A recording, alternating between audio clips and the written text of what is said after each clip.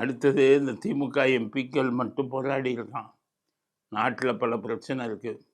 மேகதூதானே இருக்குது, வெக்கம் இல்லாமல் இவங்கள சொல்லிக்கிறான்.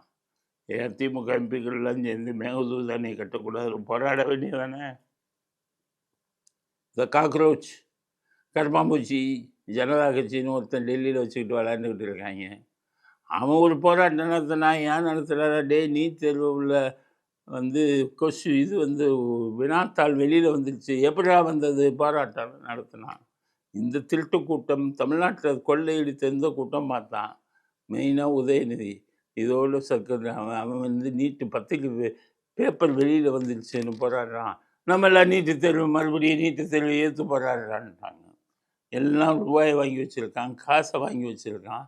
தனியார் மருத்துவக் கல்லூரி நடத்துகிற முதலாளிகள்கிட்ட பணத்தை வாங்கி வச்சுட்டு அவர்களை திருப்திப்படுத்துவதற்காக இந்த உதயநிதி போன்றோர் அங்கே போய் டெல்லியில் மறுபடியும் ஆரம்பிச்சிட்டாங்க. நான் ஆட்சிக்கு வந்தால் முதல் கையெழுத்து நீட்டு கையெழுத்து, வெக்கம் இல்லாமல் அப்பனும் மகனும் சொல்லிட்டு இப்போ எல்லாம் சேர்ந்து நீட்டு தேர்வு எதிர்க்கிறோம் அப்படின்னு ஒரு போராட்டம் வெக்கம் இல்லாமல் எம்பிக்கெல்லாம் சேர்ந்து நடத்துகிறான். இல்லை, அதை விட வெக்கக்கேடு என்ன? நான் சினிமாக்காரன், அந்த உதயநிதிக்கு இதாக இருந்த சினிமாக்காரன், அந்த ரஞ்சித்து, அந்த ஒருத்தர் வெற்றிமாறன், இவங்கெல்லாம் அவங்களுக்கு எடுபடியாக இருந்த கூட்டம் அமீர், இவங்கெல்லாம் சேர்ந்து அங்கே ஒரு கூட்டம், இந்த கூட்டத்தோடு சேர்ந்து ஒரு பெரிய போராட்டம் நடத்துகிறான். சினிமாக்காரனுக்கு எதுக்கு என்ன சம்பந்தம்?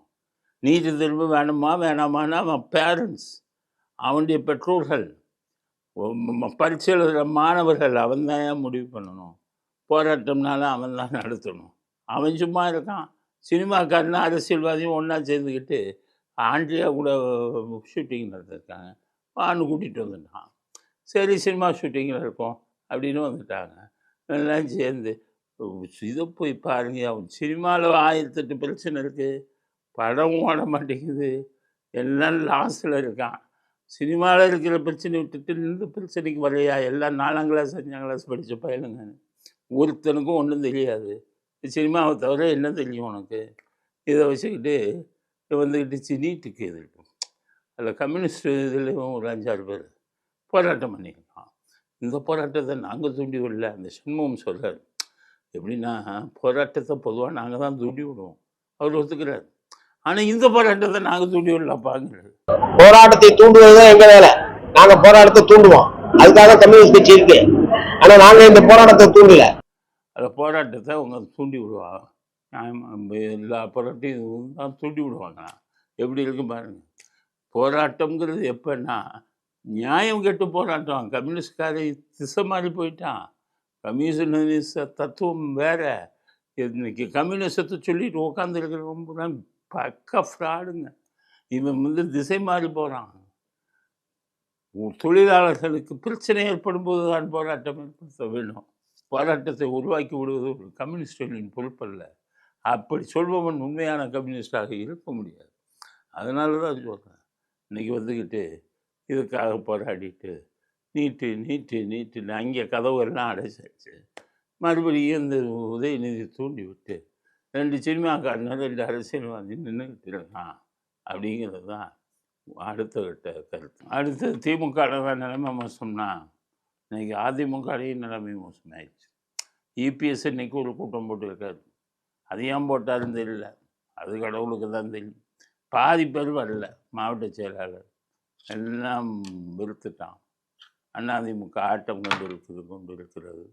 800 கோடி 80 கோடி வட்டி, எவ்வளோ படம் இருந்து என்ன பண்ண, ஓட்டுப்பட ஆள் வேணும்ல, எல்லாம் முடிவு பண்ணிட்டான்.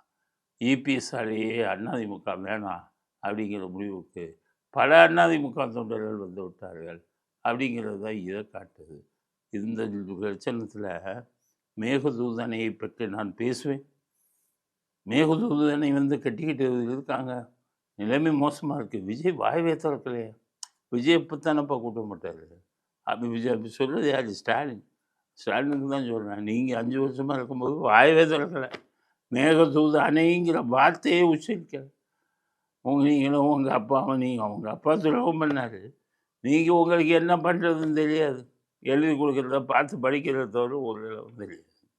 அதனால் ஸ்டாலின் உட்காந்துக்கிட்டு இப்போ என்ன சொல்கிறாருன்னா, மேகதூதனை வந்து வாயவே திறக்கல அப்படிங்குது. எதுக்கு வாயை திறக்கிறது? சுப்ரீம் கோர்ட் சொல்லியிருக்கான். ஏன் அவசரப்படுறீங்க? இட் இஸ் டூ ப்ரீமேச் சொல்லிட்டு டிஸ்மிஸ் பண்ணிட்டான். தமிழ்நாடு போட்ட வழக்க. கட்டும்போது நீ கொண்டு வான்னு இருக்கான். மேகதூதனை கட்ட ஆரம்பித்தாங்கன்னா அப்போ கேஸை போடுவாங்க. விஜயும் போடுவார், மற்றவங்களும் போடுவாங்கன்னு நினைக்கிறேன். அதுக்கு நீங்கள் ஏன்ப்பா குதிக்கிறீங்க? ஆட்சியில் இருக்கும்போது குதிப்பை காணாமல் இப்போ வெளியில் வந்தோடனே ஸ்டாலின் ரொம்ப அதிகமாக இருக்க என்ன விஷயம்? மேகதூதனை பற்றி அவ்வளோ கவலைப்படுறவங்களா? இல்லை லண்டனில் போய் பணத்தை கொள்ளையடித்த பணத்தை எப்படி வெள்ளையாக்குறது, துபாயில் வந்து அந்த பணத்தை எப்படி வெள்ளையாக்குறது, துபாயிலேருந்து ஈஸ்ட்டு மகாபலிபுரம் ரோட்டில் 100 மாடி 100 மாடி 50 மாடின்னு சொல்லி எப்படி பெரிய பெரிய கட்டிடங்களா ஊழல் பணத்தை கட்டுறது, இதுதானே உங்களுக்கு தெரியும். உங்களுக்கு மேகதூதனை பற்றி கூட தெரியுமா ஸ்டாலின் அப்படிங்கிறார். ஸ்டாலினுக்கு ஒன்றுமே தெரியாதுங்க. எல்லாம் கொள்ளையடிச்ச பணத்தை எப்படி இது பண்ணுறதுன்னு தான் தெரியுமே ஒழிய இதை பற்றி அவர் எப்பவும் பேசியதும் இல்லை அப்படிங்கிறது அடுத்த கட்ட கருத்து. கோர்ட்டில் ஒரு கேஸ் வந்தது, முதன்மை நீதிமன்றம் இதில் சென்னையில். அது பெரிய ஹைகோர்ட்டுக்கு அடுத்து அதுதான் பெரிய கோர்ட்டு. அங்கே தான் செந்தில் பாலாஜி கேஸ் எல்லாம் வந்தது. செந்தில் பாலாஜி ஐயோ அம்மான்னு கத்தினால கருணாநிதி பாணியில் அவன் ஈடி பிடிக்கும்போது அசந்து உட்காந்துட்டான்ல. இதெல்லாம் போயிட்டார், உச்சாலாம் போயிட்டார். பிடிச்சி கற்று நாமே ஈடிக்காரன் அரண்டு ஓடினவன் அதோடு ஓடிட்டான்.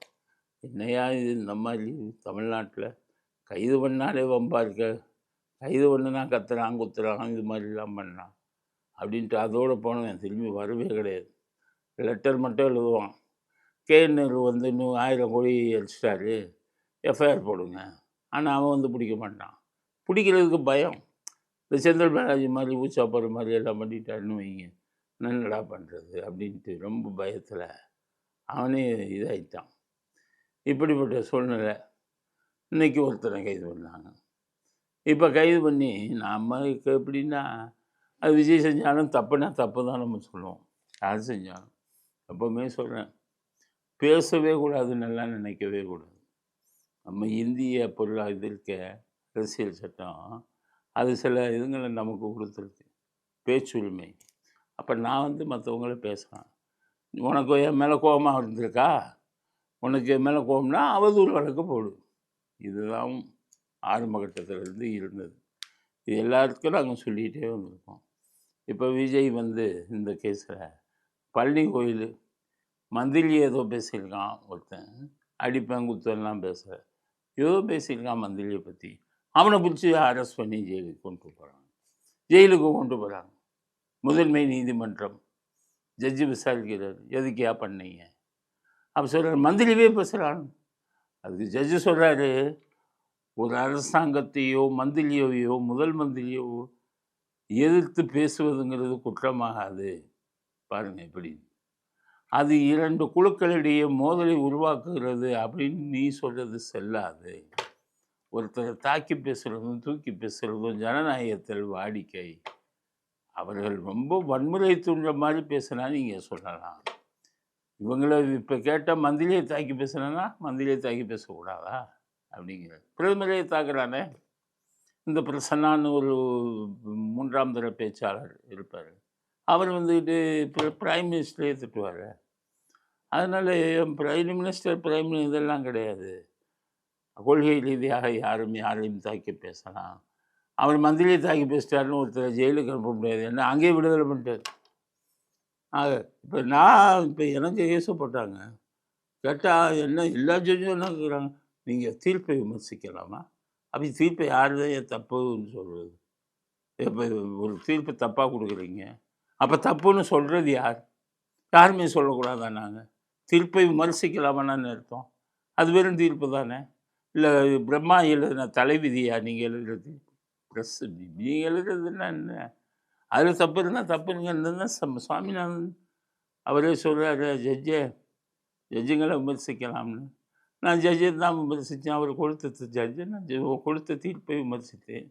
இவங்க அம்மா வந்துட்டு சிறப்பாக்கம் எம்எல்ஏ வர்றாங்கன்னு சொன்னேன், உண்மையை சொன்னேன், போட்டாங்க. இப்போ இந்த கோர்ட்டு என்ன சொல்லுது? அதே ஜட்ஜி சொல்கிறாரு, என்ன தீர்ப்பு இன்றைக்கி சுப்ரீம் கோர்ட்டில் ஒரு ஜட்ஜ்மெண்ட்டில் சொல்கிறாங்க, தீர்ப்பை விமர்சிப்பது குற்றமாகாது அது தனியாக நானும் செஞ்சேன். அதனால யாரை யாரும் பேசலாம் அப்படிங்கிறது தான் நியதி. அதுதான் சட்டம். அதனால விஜயும் அதை ஃபாலோ பண்ணணும். விஜய் பேசுகிறவங்க எல்லாம் பிடிச்சி உள்ளே பண்ணணும்னு நினைக்கக்கூடாது. அப்படி நினைத்தால் ஆட்சி மாற்றம் வரும்போது அது நிச்சயம் பாதிக்கும் மற்றவர்களை. ஆட்சி மாற்றம் வராதுன்னு வைங்க, இன்றைக்கி திமுககாரெல்லாம் நீ வரமாட்டான்.